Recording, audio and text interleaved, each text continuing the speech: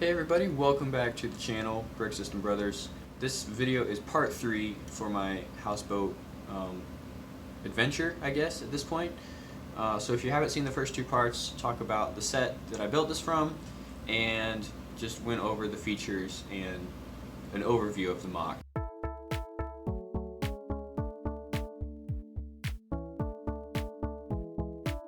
So this MOC is a rebuild, and in this video I'm going to kind of walk you guys through what I do and what it takes to prepare it for uploading to Rebrickable. So that involves making the instructions on Studio, the digital builder, and I'm not going to show you guys the whole process because I don't want to give away all the secrets of the model, but I am going to look at getting that started and going, and then kind of the end process there, so the first part and the last, and then you guys can fill in the middle. When you work on your MOCs, it'll be different.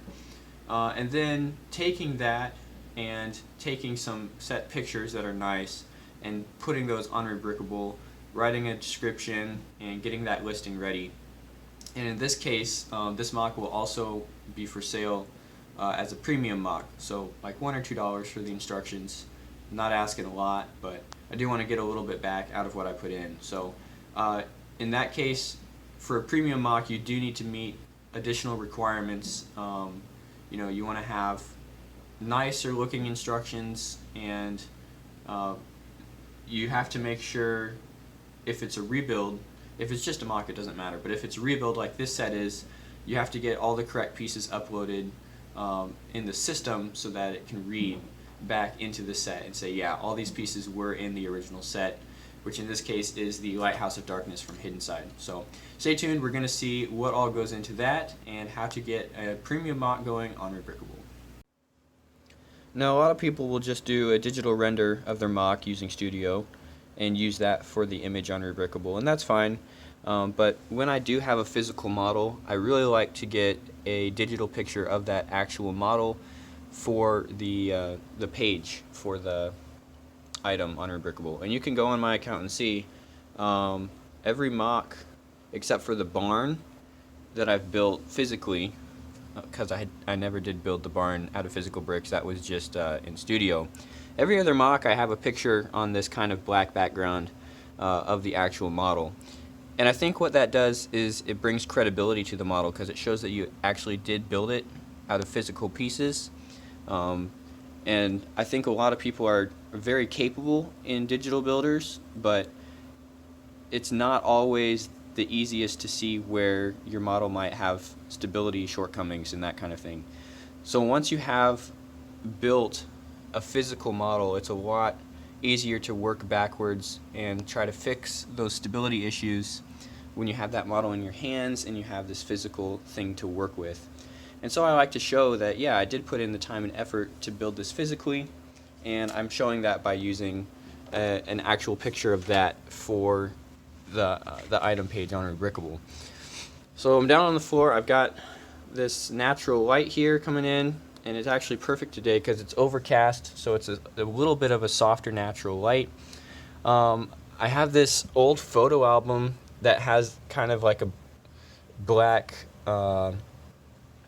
binding, and that's what I'm going to be using for my background. For the most part, my models will stand out against that black pretty good. And then the base, I've been using this white piece of cardstock. It's a little bit of a larger piece of paper. Now, in my old Studio, I had a better lamp set up to get this lighting. With the natural light, I'm not necessarily worried about having enough, but maybe these shadows here, I could try to close these blinds. Alright, got rid of the shadows, so that's looking pretty good as far as getting an even light across there. The last step is just getting it positioned how you like it and getting a decent photograph. And then I'm kind of trying to stick to a standard for my MOCs. So once I get this, get a picture of this here, I'll crop it into a square and try to get it up to that standard with the other MOCs on my page. So I think that does bring credibility to your account as well, just having something coherent that people can look and see. You're putting a little work into the presentation side and just bringing that to that level. So like all across the board, you want to show that you're putting quality into this. And so I think this is just another way that you could just show people that are interested in your projects that you do care, and the build has quality and the presentation has quality as well. So this will be a preview of what I get for the final presentation picture, just as far as, you know, including the different sub builds, and then my standard of the white floor and black background. And you don't have to copy this at all. You can come up with your own standard. You can use digital renders. I'm not against digital renders. I just think if you have a physically built copy of the MOC, it brings a little more credibility to the presentation side. I'm going to build the houseboat here in studio, but I'm not going to record the whole thing. I'm just going to show you guys a shortcut that I like to use when I'm doing rebuilds. So what you want to do is go here to import official Lego set and type in the set number 70431. And I've done this before. I looked at loading up Lego sets into the build scene. So that earlier video that I did where we just had all the pieces loaded up onto the build floor, this time I'm going to show bringing it in as a palette, and I'll go ahead and include the extra pieces. We'll say import, and it throws a few errors here, but most of these are stickers, so don't really worry about all that. It seems like a lot, but you don't actually need to worry about the PB number pieces, because those are just decorated. There's a few here that I am going to have to go and find. This 4632B, the modified 1x2 plate, I have to go, just remember that for a second, 4632B. So we'll say OK, and now you can see our build palette on the left side here has only the pieces in the Lighthouse of Darkness. So that really narrows it down. Everything that I'm going to need to be building with is all available here now, and it's also shows you how many of the pieces that you've used. So I've used 4 of these now. I started off with 5, and now it says I have 1 left. So when you use up all of those, it clears it out of the build palette, so that as you build, these will just start to disappear if you use all the pieces in the set. And I'm not going to be using all the pieces, but that does help clear this up as I go along. And it also helps me from getting duplicates. Like if I end up with an extra, I shouldn't end up with extra pieces because it's going to limit how many I can use here. So that other part number that I mentioned was 4632B, I believe. And it's not going to show up in this build palette because it couldn't load for some reason. So I have to go back here to master, and then that's the one with all the pieces. Now I'll search 4632B. Was that the number? 4362? No. 623. There it is. This is the other piece that I need for the houseboat, but I need it in black, so I can just change that color like that. So now I'll go back to the Lighthouse of Darkness, close out that search. So all these pieces here I'll be pulling from, and then this one here I can use as well, just remembering the ones that didn't load up in the initial import. So I'll get this built up, and then we'll take a look at making instructions here in Studio. To make instructions on Studio, it's very important that you have your model properly assembled. So let's just take a quick look in here at step 2. And I've made a bunch of sub-assemblies here. Most of the work in making instructions is actually when you're building the model itself. And what I mean by that is when you're putting the pieces together, you really want to think about how it would look if you were building from instructions. So you're actually making the instructions as you build the model in Studio, and not when you go to the instruction editor.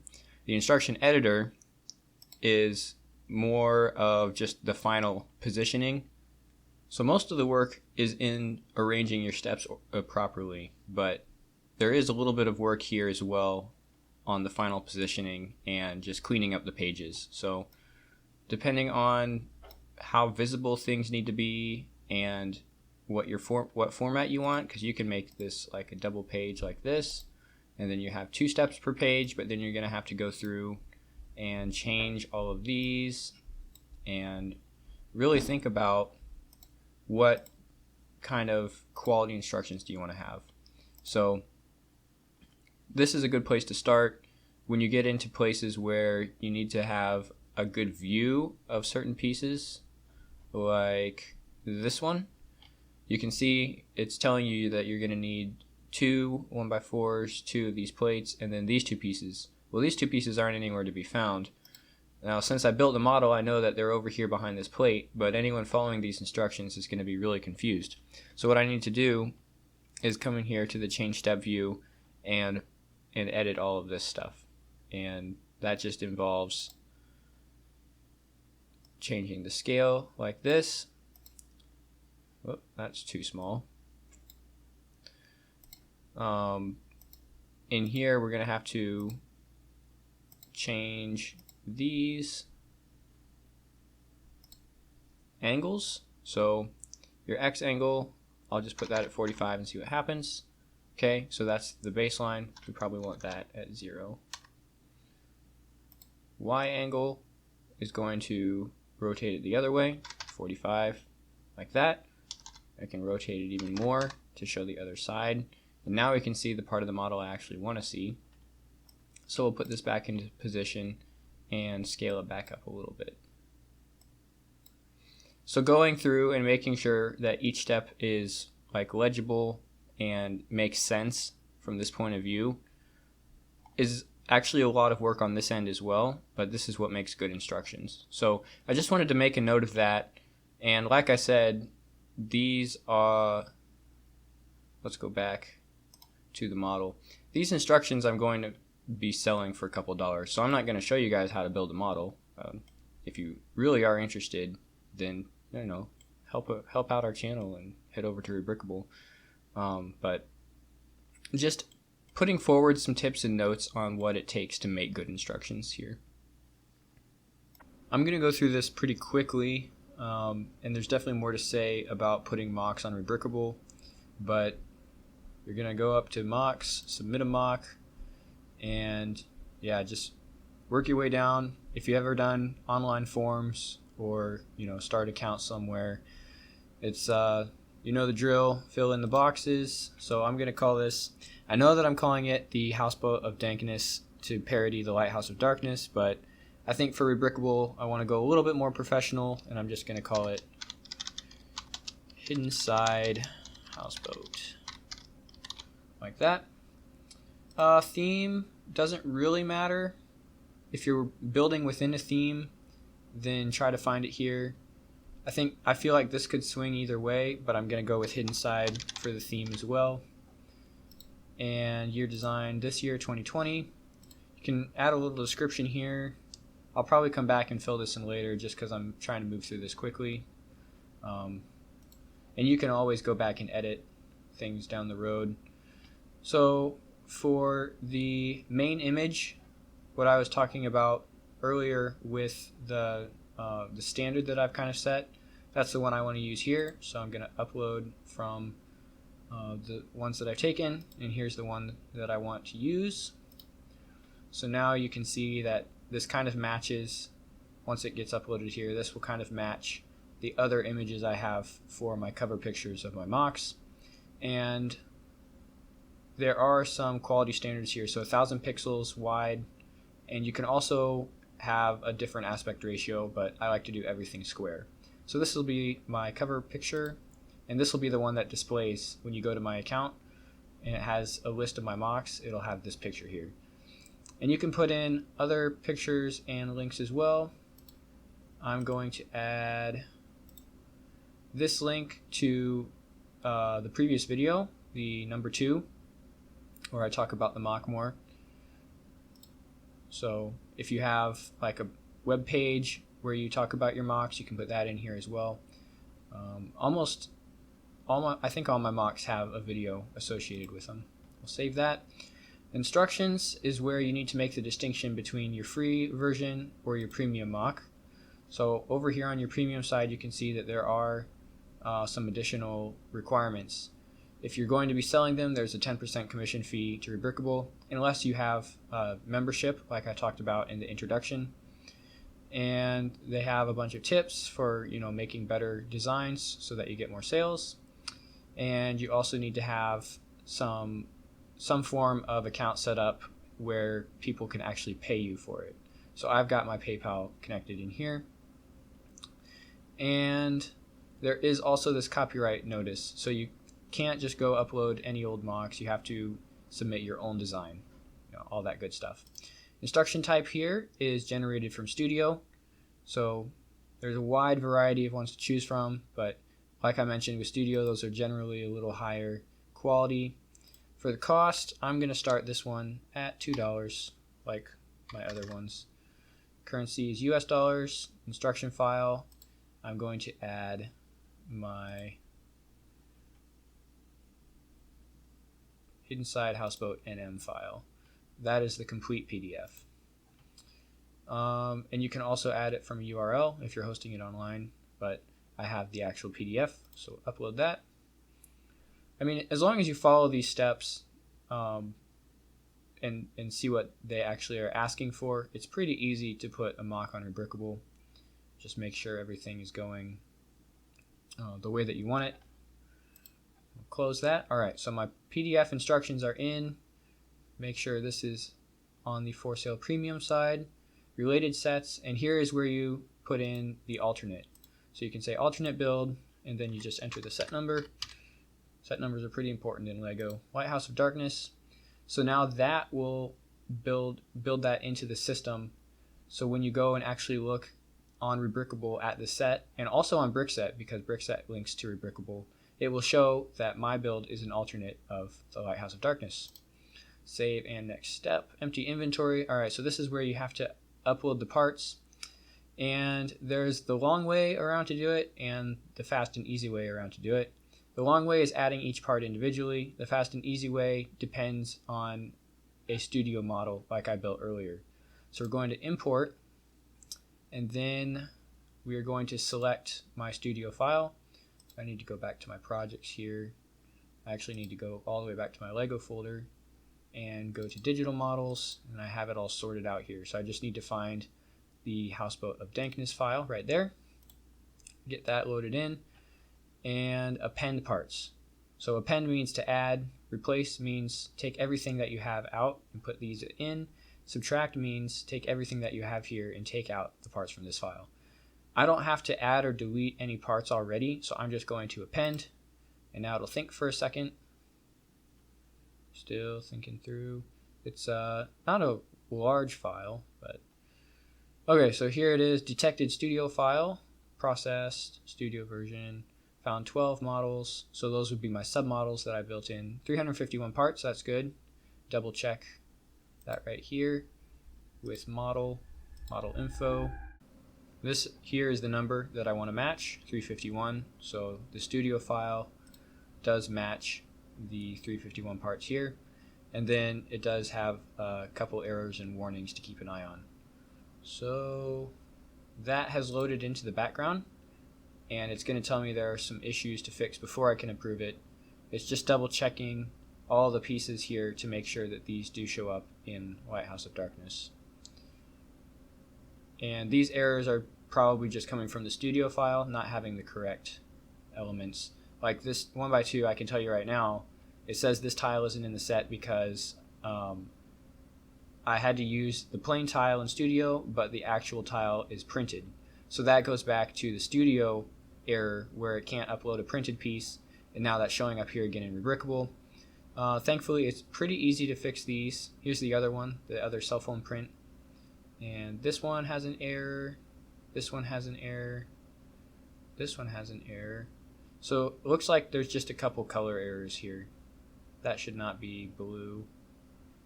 These both should be light green. Now the phone prints are fixed in here, and I'll just do a short demonstration with the last two pieces to show you guys how I've been doing this. You're going to click on the piece itself that opens up this pop out here, edit this inventory part, and then Rebrickable is really nice. It actually gives you the option to do suggested parts. This time it's not helping me too much because it's suggesting the trans clear one, which I didn't use. I used the spring green, yellowish green right here, which is printed in the set. So I need to go to the Lighthouse of Darkness page on Rebrickable, locate that piece in the inventory right here, open this up. Now I'm going to grab this part number with the full name, copy that, paste that in here, and now I can put in the piece that I want. Save part, and that will automatically update it. Okay, so now that one's fixed. The last one here should be able to just do the suggested piece right here. Save piece. And I think that's fixed all the errors. 163 parts, 351 total quantity. It does give you a cost estimate just based on the availability. You can change that. It basically just takes the price from Bricklink, I think is what it does. And these are all green now, so that's good to go. Save and next step. Getting pretty close to being done. And the last thing you can do is write a little note to the admins while they review it. I don't really have anything to declare, so I'm just going to submit for approval, and we'll see how long it takes to get approved. Now, I do have 5 other MOCs already submitted, so they might have me on an auto approve setup right now, and it kind of looks like it's ready to go. Let's just go to my profile real quick and see if it has added it. Yes, it has. So it looks like it got auto approved, and now that's over here. And the video link shows up as an embedded video, and my description would usually show up right here, but I have to go in and add that. So, and it does show this is an alternate build. We're going to show you guys really quick how you can see this on Brickset, because it's pretty cool. We will search for the set 70431, and it might not show up instantly. It might take a day to update, but basically you go to the set page here. Down at the bottom, it shows you a bunch of other options. There's reviews, video reviews, alternate builds. Wow, that's fast. It's already listed, linked from Brickset. So if you click this, that just takes you back to the same page right here from Brickset. So it's pretty cool how the different LEGO fan sites have a degree of cooperation. I mean, that goes both ways with the inventory of parts as well, so that's related to that. So the Inside Houseboat, officially also known as the Houseboat of Dankness, is live on Rebrickable, and $2 for the instructions. If you guys want to help out our channel, that would be a great way to do it. I have 2 other MOCs that are for sale, premium instructions, and 3 more that are free. So the Alco RS3000 is also $2, and then my original hover car is $250, and then the barn, the Snake Charm swing ride, and the cargo camel are all free MOCs. And yeah, the barn one I've gotten a couple comments on, so I'm glad you guys are liking that. And like I mentioned, I have videos for all these too. But that's kind of where I wanted to wrap up the 3 videos about my houseboat MOC, and just give a short demonstration of what it takes to put something on Rebrickable. And I wanted to use this as the example because it's an alternate build, and by clicking a few things along the way, you can actually put your alternate builds in the system and get that linked to other websites like Brickset, as you saw. So that is the start to finish short version of putting something on Rebrickable, and also the finish line for the discussion of this MOC. Might look at it down the road, but 3 videos is good for now. Thanks for watching, guys, and we'll keep the MOCs coming. More stuff on the way from Brick System Brothers.